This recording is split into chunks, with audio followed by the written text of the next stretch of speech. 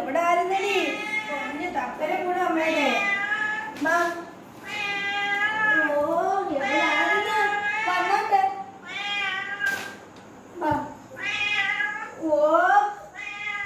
എത്ര ദിവസം ചാള വെച്ച് നോക്കിയിരിക്കുന്നു ഞാന്.